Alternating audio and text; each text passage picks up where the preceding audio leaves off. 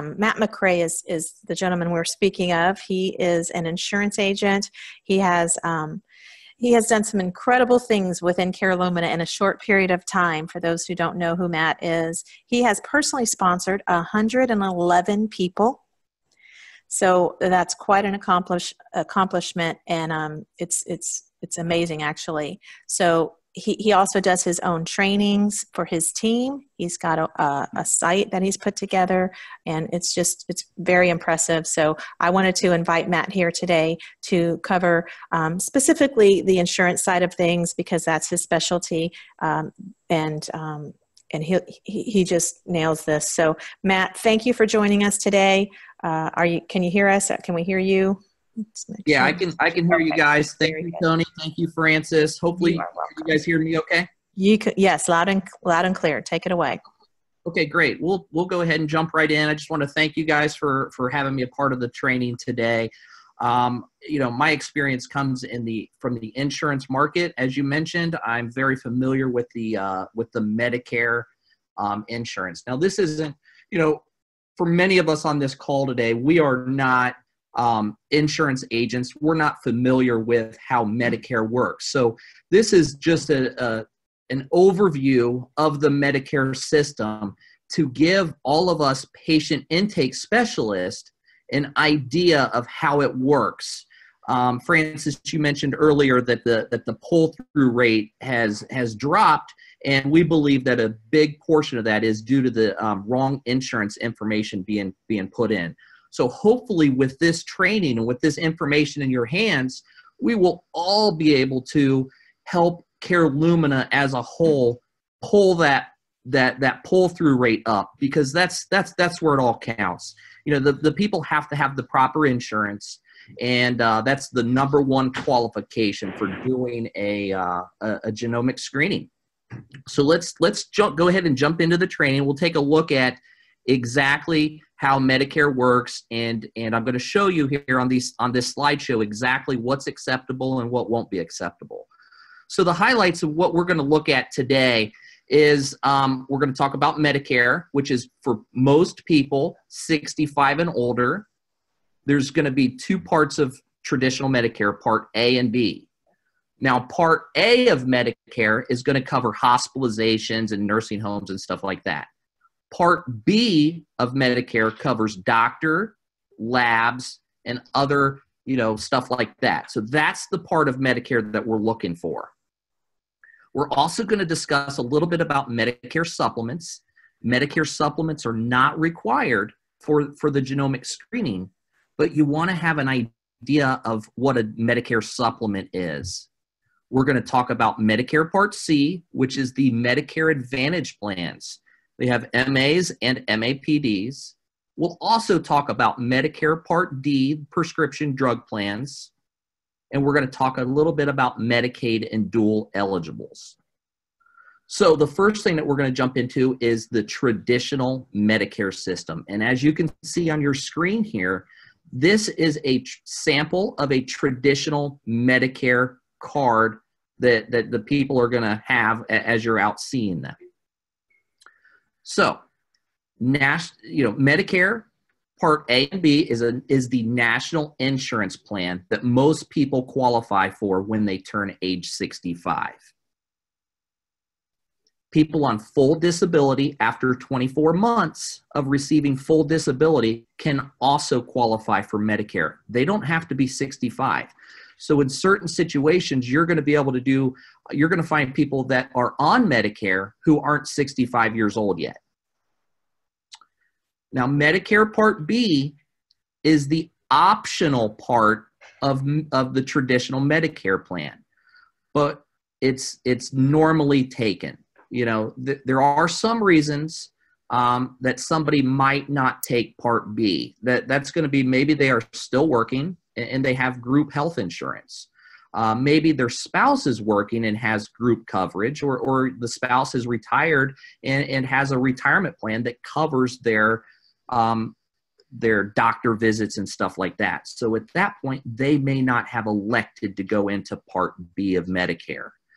But in order for somebody to qualify for this screening, they have to have both Medicare A and B to qualify for the screens. And that's why I put this in bold print here. People on original Medicare A and B will qualify for the screens. So they have to have both parts. Part B is what pays for it, though. Now, one very important note here is just because they say they have Medicare and they show you this red, white, and blue Medicare card, don't take their word for it. Because everybody who when they turn 65 and they roll into Medicare, they're going to get this Medicare health insurance card because they enrolled into Medicare. But you'll notice that sometimes people have switched off of the Medicare and taken a Medicare Advantage plan.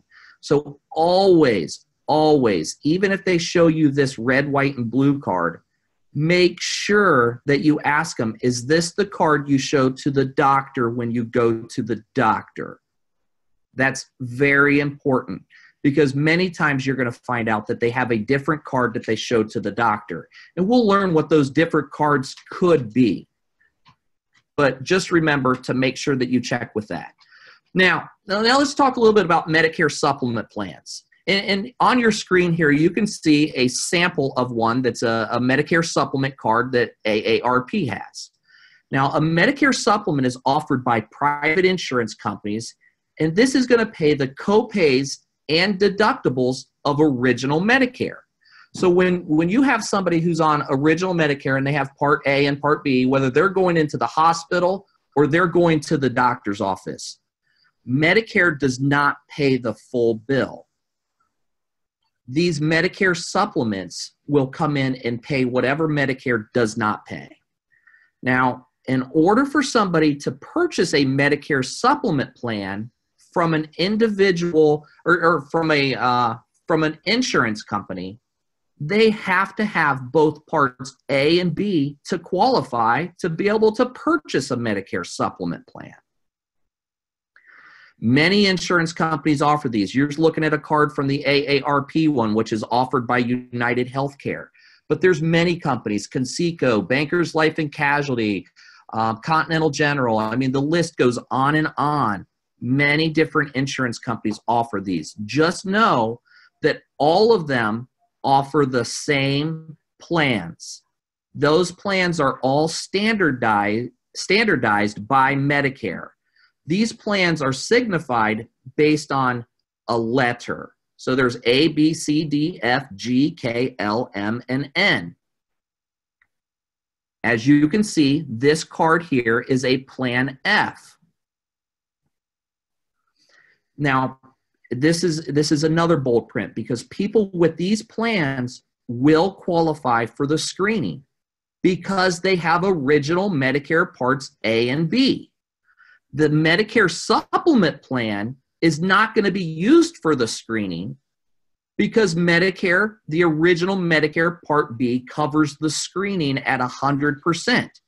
And if you remember, these Medicare supplement plans pick up the copays and deductibles that Medicare doesn't pay. But with the screenings, Medicare Part B, the original Medicare, pays the full screening. So if somebody shows you their secondary insurance card and it's one of these plans like this, a traditional, a true Medicare supplement plan, then just know that they do have original Medicare A and B and they're going to qualify.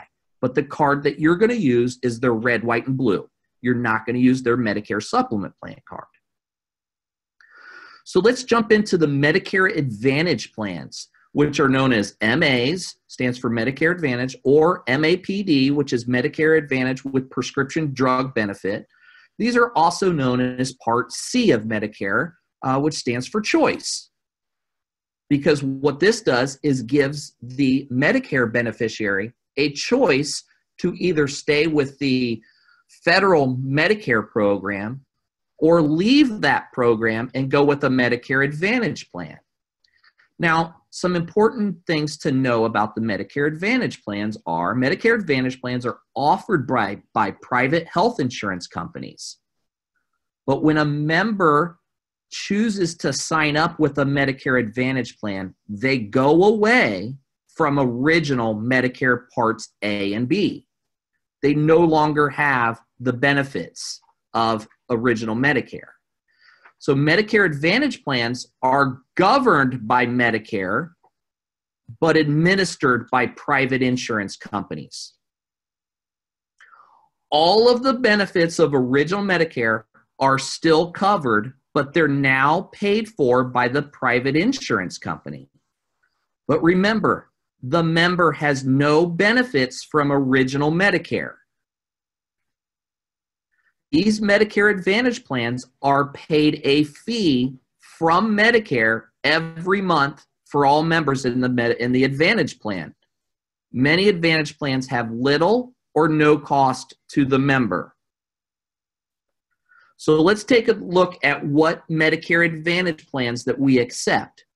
We accept the United Healthcare PPO, the Humana PPO, the Aetna PPO, and the Cigna PPO. And you might ask me, well, Matt, why do they all say PPO? Well, that's because the HMOs all negotiate their payments too low for our labs to be able to make a profit and be able to pay us for our services. The HMOs do offer the benefit because they're required to from original Medicare, but they just don't pay what we need to make it work for us. So based on that, the labs will not bill the patient for the balance, and the labs do not have a contract with the HMOs. So that's why it's important that, I mean, a lot of people ask, well, why can't we get the coverage with an HMO? Because Medicare says that if we have a Medicare Advantage plan, we get all the benefits. Well, the benefit's in there, but it doesn't stipulate that they have to pay the same amount because it's all done through private contracts with doctors, hospitals. It's all part of the network. Our labs have chosen not to contract with the HMOs because it doesn't make sense when it comes down to the bill getting paid and us all getting paid. So what are acceptable Medicare Advantage plans that we accept? Remember, there were 4.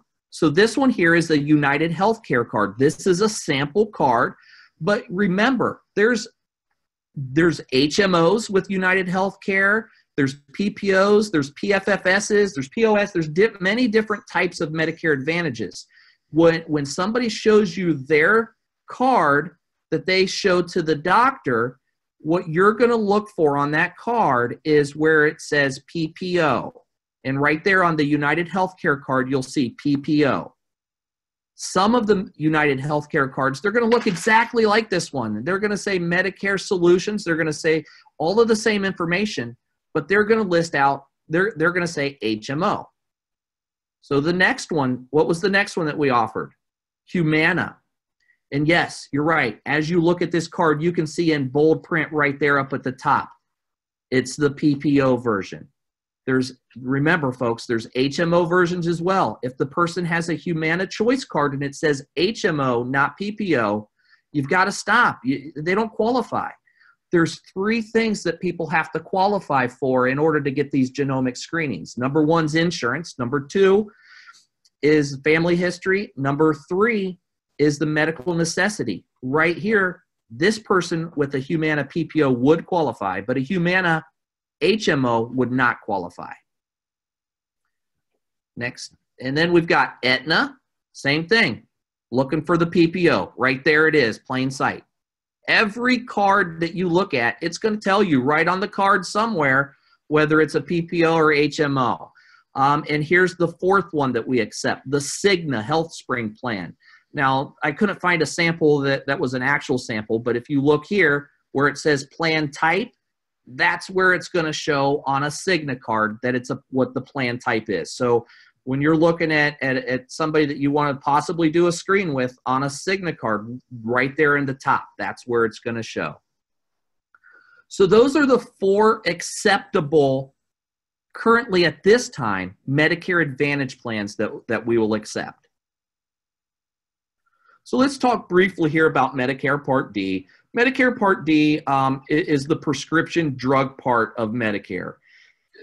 People can purchase this as a separate plan called a PDB.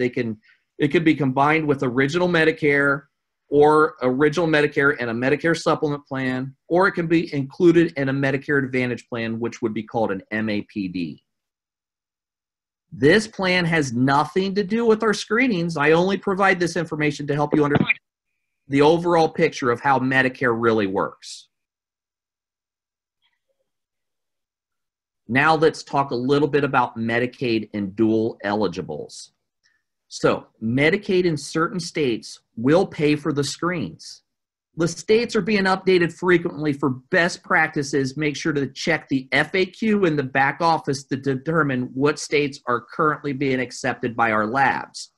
So if somebody is on full Medicaid, and they are, I believe the ages that we will do the genomic screenings are between 20 and 85. So if somebody is on Medicaid in their 30s or 40s and they're in a state that we accept Medicaid, then it's fine to do that. But let's talk about what's called a dual eligible, also known as a Medi-Medi. A Medi-Medi, which stands for Medicare, Medicaid, is a dual eligible person who has both Medicare and Medicaid.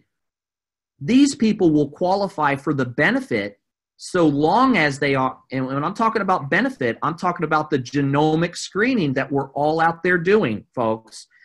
These people will qualify for the genomic screening so long as they are on original Medicare as their primary and have not opted into a MAPD plan, unless their MAPD is one of the approved PPOs. So a dual eligible are eligible in all states, regardless of the Medicaid ruling, because Medicare is the primary coverage, with Medicaid picking up the copays and deductibles. And if you remember when we were talking about original Medicare, somebody who has original Medicare Part A and B, they qualify for the benefit with no copays or deductibles. So a Medi-Medi, as long as they're on original Medicare and they haven't signed up for one of the MAPDs, they qualify. They're on original Medicare as their primary insurance. So they will also qualify. So let's take a final review. And this really is just a summary of everything that we just went over, but I wanted to put this in as simplest terms as possible.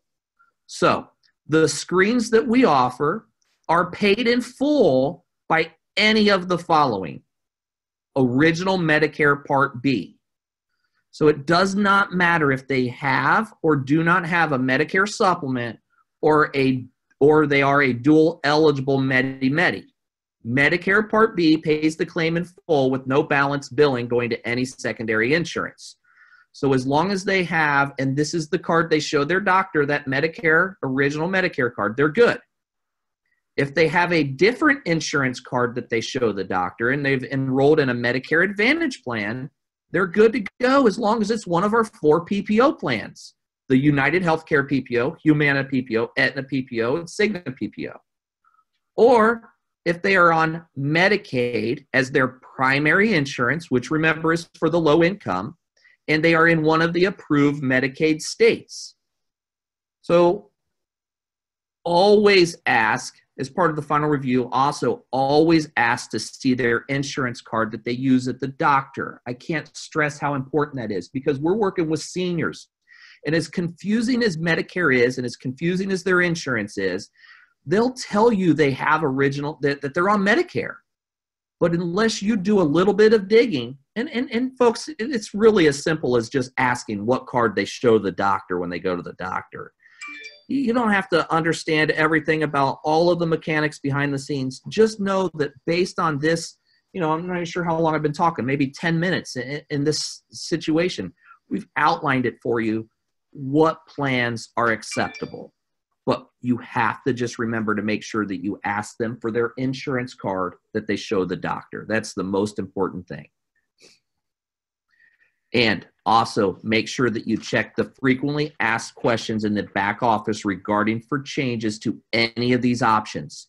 if there's some different Medicare Advantage, MAPDs that the labs start accepting and we'll do that. We'll definitely notify you with an email and say, hey, there's new Medicare Advantages that are being accepted, but we'll also post that in the back office in case you missed those. If any additional states get approved for Medicaid, that's going to be listed in the back office. Go to the frequently asked questions and go to that question there. It's going to be there. And the last thing on the final review, no other options are available. I went through all of the options as part of the insurance that's available. Don't ask and say, hey, somebody's got this group health insurance plan. Can they get the screening? The answer is no. It has to be one of the options that we listed here. No other options are available. Can somebody self-pay? No, they can't self-pay. It has to be one of the approved insurance options to make sure that the claim gets paid. So that's the training on the acceptable insurance programs. And just a little while ago, I got a call from Frances, and she had asked me to go over something else here. So let me figure out how I can get to that. She had asked. There's a lot of insurance agents out there that are on our team or not on our team that are getting notices and notifications from the insurance companies or other people out there, other agencies that are saying that this is a scam and a fraud. So I just want to. I got an email the other day. I just want to share. I think this is it. Can everybody see my screen now? I think I shared it properly it says fearful email. Yes, we can see it. Okay, great. So this is, we've all heard from Frazier, him addressing the scam notices. He sent out emails, other things. This is just another, this actually came from a lab, and it was addressing the United Healthcare email that came out. I'll go ahead and just read it. I think we've got time. Fearful email. Today has been a little chaotic as we had one of the major insurance carriers come out and blast a national email out calling the DNA genetic testing a scam.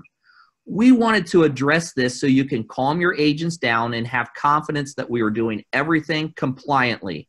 The email in question looks like the image below. So that little image right here is the email that United Healthcare sent out talking about this being a scam. So the lab that sent this out, which is Genetics, in our review, the email was targeting the other organizations that are not doing things compliantly, and we are aware of almost every single one of them, and we have never done things that way and have modeled everything we do based on the guidance of our 3 attorney firms, the Council of CMS Experts, and a consulting organization that has been doing CGX and PGX testing for over a decade and know the regulations intimately. Sadly, we get lumped in with the trash because we're in the industry. So here's their call to action. After the referenced email came out and caused a panic, Genetics made a call into the Office of Inspector General in Washington, D.C. and filed a formal complaint that the email sent was erroneous and should be redacted. Not sure if it's coincidental or not, but we noticed that this afternoon, and this was a few days ago, the links in that original email from United Healthcare are now dead and pull up blank files. I myself went and pulled that email up from United Healthcare, and I confirmed it. When you click on one of those links in there, it goes to a blank page. So then continue on. We and a few of our top leaders in the field also called United Healthcare to confirm coverage, and despite the email going out, they confirmed that they do cover the genetic DNA testing as prevention, not experimental or screening, which is how it is billed. So despite the erroneous email, we were able to confirm across the board that they prey on the appropriate plans. One of the FMO presidents took it upon themselves to call the phone numbers that were on the links in the email, which are now dead, and they found the following information. This part is long. I'm just going to kind of breeze through it. It's quickly, but it says you can skip it, but I'm just going to read it. The 800-224 will only talk to a Medicare beneficiary, so they didn't have any luck when they called that number. You have to be on Medicare for them to talk to you. The 877 SafeRx that was in that United Healthcare number, they talked to a person named Lisa, and she had no idea what he was talking about, and their company is a third-party vendor for CMS fraud on Medicare Part C and D, and she would need, and she said we would need to call Medicare. Number 3, called United Healthcare directly and spoke to Denise. She confirmed she was aware of the email blast. Call was recorded. She confirmed, and she mentioned this was her first call on the issue, went through a whole program and how we tie it all off with the compliance issues. Asked if our books of business were at risk, and she said not from anything she heard, from how we do business. So this FMO said, are our books of business at risk? And she said, no, it doesn't appear that way. Asked if she could ask compliance to put out a statement that dictated the correct steps in cancer DNA testing and swing this new advancement as positive. She said she'd recommend that onto management. Told her about her process. Okay, and then number 4, he then went to the CMS call center in Kansas and spoke to Shelley Downing, who works for the federal CMS. Went to the department that advises Medicare beneficiaries of what is covered under their Part B preventive benefits. She said, as long as the process, as we do it in our organization, is followed, there is no fraud with the physician involved. And the carrier approves the testing. Said they haven't heard much about the testing to date. She said the most important thing is medically necessary and the coding is correct. In the end, as exhaustively as possible, it appears that we have an okay to process on all fronts. Lastly, email in question continues to hash up the same things we've seen for months that does not apply to our organization and what makes us different and compliant. Medical necessity is required. This is what the job of the agent or the patient intake specialist is. That cancer history survey must be completed and detailed. We have harped on that over and over in training. Dig for data. It's the agent's job to find as much detail as possible so the physician can determine medical necessity. Physician verification is required. I'm not going to read 2 paragraphs here, but we do physician verification. We do that. That's what our telehealth doctors do. No kickbacks. We don't offer any kickbacks. We've been through this with everybody. You can't pay anybody to do this.